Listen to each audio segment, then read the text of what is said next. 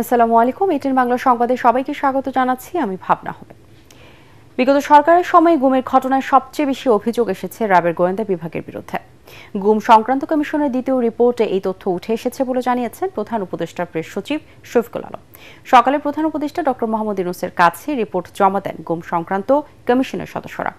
শফিকুল আলম জানান, গুম হওয়া ৩০০-র বেশি মানুষের সন্ধান এখনো পাওয়া যায়নি। কমিশনের কাছে গুমের ঘটনা ১,৮৫০টি অভিযোগ জমা পড়েছে বলেও জানান তিনি।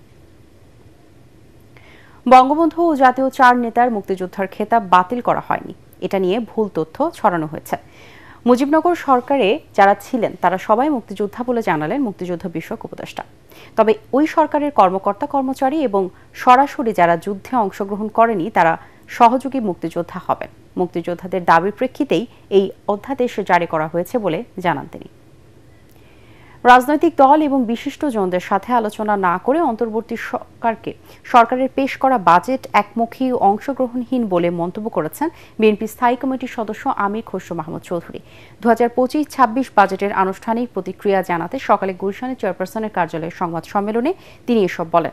এতে উপস্থিত ছিলেন স্থায়ী কমিটির সদস্য গয়েশ্বর চন্দ্র রায় এবং সেলিমা রহমান। খসরু বলেন, শিক্ষা, স্বাস্থ্য এবং কৃষিতে বরাদ্দ কমানো উদ্বেগের। এছাড়া কালো টাকা সাদা করার সুযোগ কর ফাঁকি প্রদানকারীদের পুরস্কৃত করার শামিল উল্লেখ করে নিয়মিত করদাতাদের সাথে বৈষম্য করা হয়েছে বলে মন্তব্য করেন তিনি।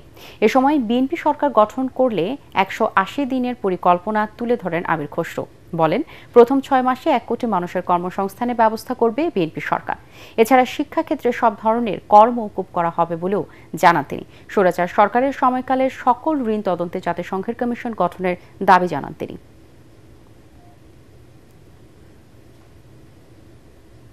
পবিত্র ঈদুল আজহা উপলক্ষে ঢাকা থেকে সড়ক ও রেলপথে বেড়েছে ঘরমুখী মানুষের ভিড়।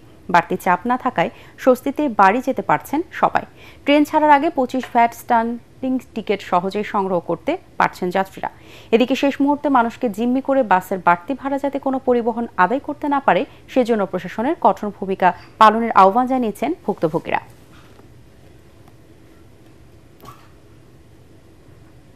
রাজধানীতে জমতে শুরু করেছে কোরবানির পশুর হাট। নগরীর হাটগুলোতে দেশের বিভিন্ন প্রান্ত থেকে এসেছে পশু। তবে ছুটি শুরু না হয় এখনো ব্যাপক আকারে শুরু হয়নি বেচাকেনা। আর যারা আসছেন তারা কেবল যাচাই করছেন বাজার। তবে বাজারে বড় গরুর চেয়ে ছোট ও মাঝারি গরুর চাহিদা বেশি। কেউ কেউ দেখে শুনে কিনে নিচ্ছেন পছন্দের প্রাণীটি। ঈদের ছুটি শুরু হলে পুরো দমে কেনাবেচা হবে বলে আশা করছেন হাট সংশ্লিষ্টরা। প্রাণী সম্পদ মন্ত্রণালয়ের হিসেবে এই ঈদুল আজহায় গড়ে 1,50,00,000 প্রাণী কুরবানি হতে পারে। এবার প্রায় 21 লাখ কুরবানিযোগ্য প্রাণী উদ্বৃত্ত থাকতে বলেও আশা করা হচ্ছে। এবছর স্থায়ী ও অস্থায়ী মিলে ঢাকার 2 সিটি কর্পোরেশন এলাকায় কুরবানির পশুর 19টি হাট বসেছে। এর মধ্যে উত্তরে 12টি এবং দক্ষিণে বসেছে 7টি পশুর হাট। প্রতি বছর হজ শুরু হয় আরবি ক্যালেন্ডারের শেষ মাস জিলহজের 8 তারিখ এবং চলে 13 তারিখ পর্যন্ত। সেই অনুযায়ী সৌদি আরবে আজ বুধবার থেকে শুরু হচ্ছে পবিত্র হজের আনুষ্ঠানিকতা। তাবর শহর মিনায় এরই মধ্যে জমায়েত হয়েছেন 18 লাখ মুসল্লি। সেখানে অবস্থানের মধ্য দিয়ে তারা শুরু করবেন হজের আনুষ্ঠানিকতা। খেলার খবর। আন্তর্জাতিক প্রীতি ফুটবল ম্যাচের সন্ধ্যায় ভুটানের মুখোমুখি হবে বাংলাদেশ। এএফসি এশিয়ান কাপ বাছাইয়ে সিঙ্গাপুরের বিপক্ষে ম্যাচকে সামনে রেখে প্রস্তুতির অংশ হিসেবে এই লড়াইয়ে নামবে জামাল হামজারা। আর এই খেলা দিয়েই দীর্ঘ 4.5 বছর পর ঢাকা জাতীয় স্টেডিয়ামে ফিরছে চিরচেনা ব্যস্ততা। ম্যাচটি শুধু প্রস্তুতি নয়, 10 জুন সিঙ্গাপুরের বিপক্ষে নামার আগে আত্মবিশ্বাস বাড়িয়ে নেওয়ারও মঞ্চ। প্রিমিয়ার লিগে খেলা হামজা চৌধুরীর সাথে সেই মঞ্চ আলোকিত করতে মাতাবেন ইতালি প্রবাসী ফাহমিদুল ইসলাম। সন্ধ্যা 7টায় শুরু হবে ম্যাচটি।